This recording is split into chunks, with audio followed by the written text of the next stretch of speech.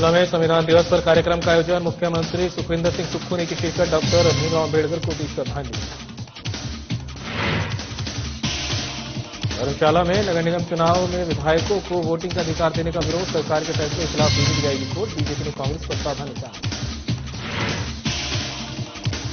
शिमला में BJP media प्रभारी कर्ण नंदा का बयान, कहा रेल परियोजना को बाधित कर रही कांग्रेस, पूर्व की बीजेपी सरकार ने दिए 800 करोड़ रुपए। सिरमौर में रेणुका जी मेले का ग्रीन और पॉलीथीन मुक्त बनाने का प्रयास, जिला प्रशासन ने स्वच्छता पर दिया विशेष ध्यान, वेस्ट वॉरियर एनजीओ का लिया गया सहयोग। और चंबा में एक शिक्षक के सहारे चल रहा स्कूल, स्थानीय निवासियों ने सरकार से की मांग, शिक्षकों की उम्मीद कमी को जल्द करने की है मांग।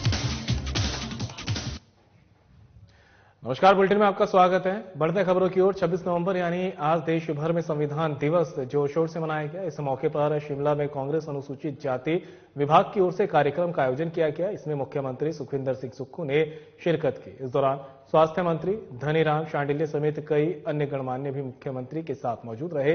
इस दौरान मुख्यमंत्री सुक्खू ने संविधान दिवस पर राजकीय कार्यक्रम आयोजित करने की शुरुआत करने की भी घोषणा की है। वहीं सीएम सुक्खू ने संविधान निर्माता बाबा साहेब भीमराव अम्बेडकर को याद करते हुए कहा कि देश में आजादी से पहले कोई लोकतंत्र नहीं था। ऐसे में जब देश का शासन चलाने के लिए संविधान सभा का गठन हुआ तो कानून मंत्री के रूप में बाबा साहेब डॉक्टर भीमराव अम्बेडकर ने इसकी कमान संभाली और संविधान सभा के अध्यक्ष बने। उन्होंने अपने समय की परिस्थितियों को देखते हुए देश की विभिन्न जाति, धर्म और सभ्यताओं को एक समान अधिकार देने का अधिकार संविधान में दिया। इस योगदान के लिए हम सभी बाबा साहेब भीमराव अम्बेडकर को नमन करते हैं।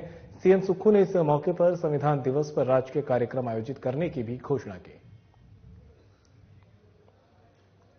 ये उस कानून में पहले से ही है, आप उनको उस कानून को देख सकते हैं। और अभी 2 जगह चुनाव हुआ है, ये उन पर डिपेंड करता है कि क्या एमएलए डालना चाहता है या नहीं डालना चाहता है। एक वॉलंटरली उसके पास पहले से रेट है।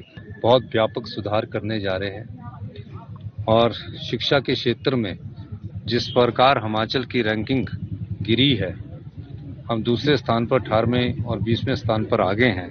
हमारी जो क्वालिटी एजुकेशन है उस पर बहुत बड़ा फर्क पड़ा है। आज 5वीं का बच्चा दूसरी क्लास का सिलेबस नहीं पढ़ सकता है।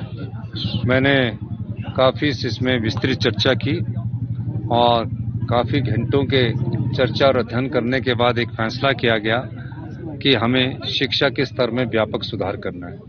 75 साल पहले जिस लोकतंत्र की स्थापना का सपना माननीय डॉक्टर अंबेडकर जी ने देखा, वो साकार हुआ है।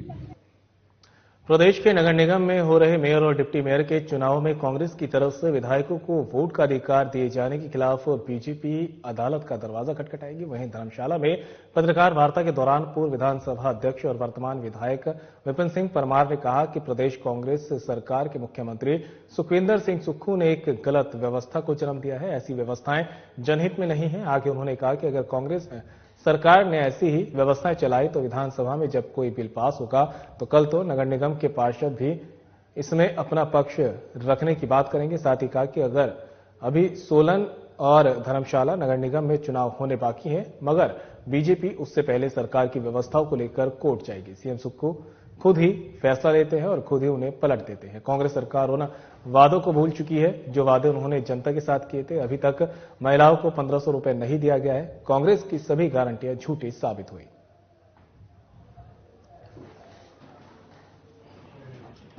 ये 2.5 साल पूरे हो गए हैं और उसके तदोपरांत यहां पर पुनः जो एक नियम है उसके तहत मेयर और डिप्टी मेयर चुने जाएंगे। अधिसूचना जारी हुई।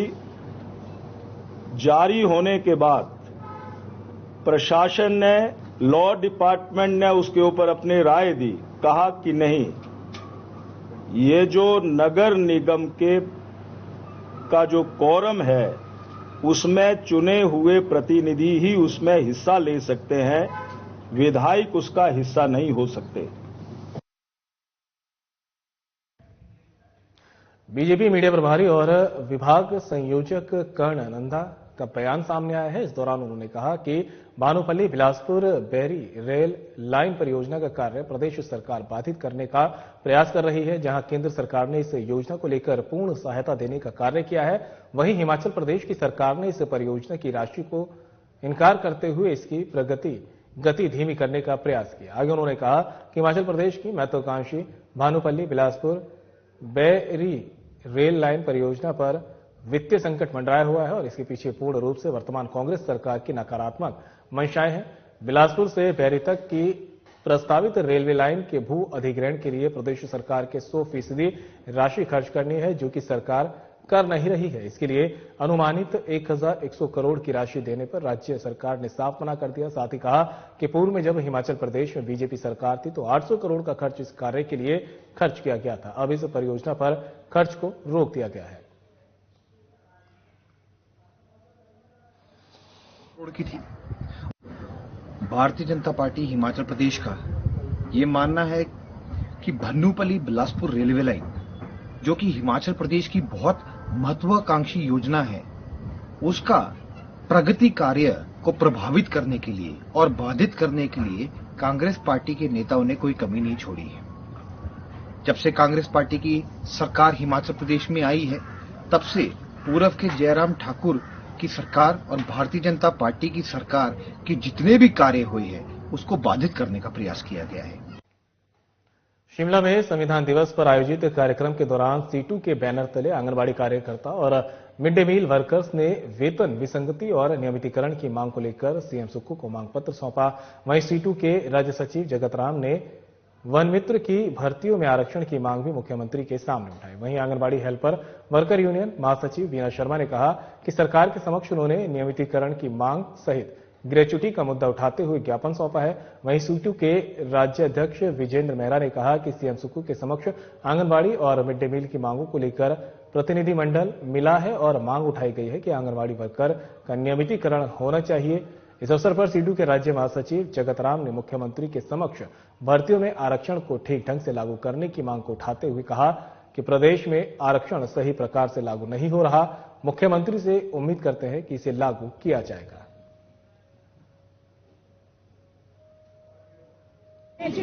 आज हमारा एक विशाल प्रदर्शन सेक्रेटेरिएट के बाहर हो रहा है और हमने सरकार से डिमांड करी है कुछ मेन मुद्दों को लेकर, जिसमें कि हमारा नियमितीकरण की बात हमने सरकार के सामने रखी है।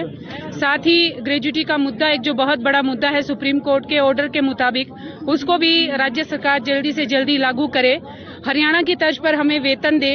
एक मुद्दा जो हमारे अभी निकल के आया है, जो अगस्त महीने में भी हमारे सरकार ने उसमें संशोधन किया है आंगनवाड़ी भर्ती को लेकर और हेल्पर्स की प्रमोशन को लेकर, उसके बारे में भी डेपुटेशन मंत्री महोदय के साथ किया है। और जो आज संविधान दिवस था, उस मौके पर जो है मुख्यमंत्री साहब से हमने एक डेलीगेशन की मुलाकात की है और आपको मालूम है कि 3 दिन का महापड़ाव चल रहा है शिमला के अंदर। पिछले कल मनरेगा की समस्याओं को लेकर था, आज आंगनबाड़ी और मिड डे मील के मुद्दों को लेकर है। तो आज उस संदर्भ में जो है मुख्यमंत्री साहब से और कर्नल धनीराम शांडिल जी जो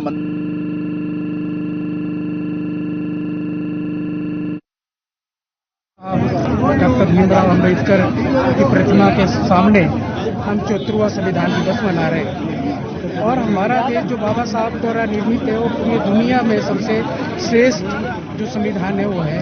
और इस संविधान में जात, क्षेत्र, धर्म सबको एक माला के अंदर पिरोया है।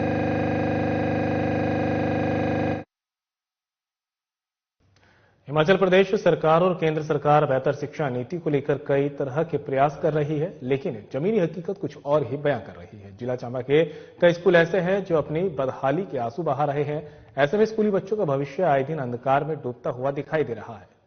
चुराह विधानसभा क्षेत्र में शिक्षा व्यवस्था की पूरी तरह से पोल खुलती हुई दिखाई दे रही है। कई स्कूलों में अध्यापकों की कमी है, तो वहीं कई स्कूलों में बच्चों को बैठने की व्यवस्था नहीं है, जिससे साफ नजर आ रहा है कि चुराह विधानसभा क्षेत्र में सरकार के शिक्षा के दावे फेल होते हुए दिखाई दे रहे हैं। ऐसे में स्कूल का कागजी कामकाज के साथ साथ बच्चों को पढ़ाने में अध्यापक को काफी भारी परेशानियों का सामना करना पड़ रहा है। हालांकि स्थानीय लोगों का कहना है कि इस बारे में शिक्षा विभाग को पहले ही सूचित कर दिया गया है। इसके बावजूद अभी तक दूसरे अध्यापक नियुक्त नहीं किए गए। बता दें कि स्थानीय निवासियों ने एक बार फिर से हिमाचल प्रदेश सरकार से मांग की है कि जल्द से जल्द स्कूल में चल रहे अध्यापकों की कमी को पूरा करें ताकि बच्चों का भविष्य बेहतर हो सके।